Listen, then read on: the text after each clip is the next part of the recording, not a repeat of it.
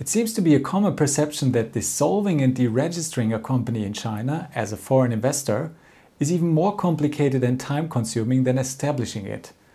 In the second video on how to close a company in China, I will therefore discuss the rather new option of a simplified deregistration. I will talk about what makes it simplified and also what its main flaw is. The simplified deregistration was only introduced in 2017. It is generally available to all types of enterprises, for example limited liability companies or partnership enterprises, that have either never engaged in any business activities since their incorporation, or that have already settled all their creditors' rights and debts prior to applying for deregistration. There are also certain scenarios in which a simplified deregistration may not be available. For example, in the case of foreign invested enterprises whose business activities fall into one of the categories of the negative lists. Now, what makes the simplified deregistration simple compared to, for example, a deregistration following a liquidation? Firstly, the simplified deregistration is a lot less time-consuming.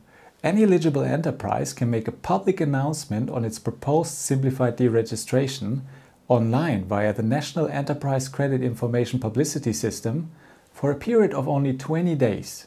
During this period, the relevant authorities such as the Tax Authority or the Social Security Authority, as well as any other relevant party, will have the chance to file an objection against the proposed simplified deregistration.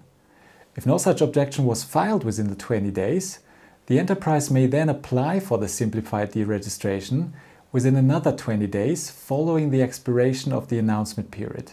Secondly, the simplified deregistration also requires a lot less application materials.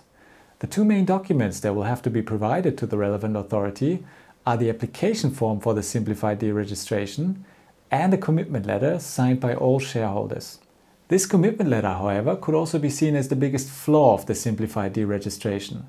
Since no liquidation report or similar has to be presented, the shareholders need to confirm in this commitment letter that they have fully completed the liquidation of the enterprise and that there are no outstanding taxes, expenses, salaries, etc. If this statement later turns out to be false, the competent authority could theoretically revoke the deregistration again and bring the enterprise back into existence.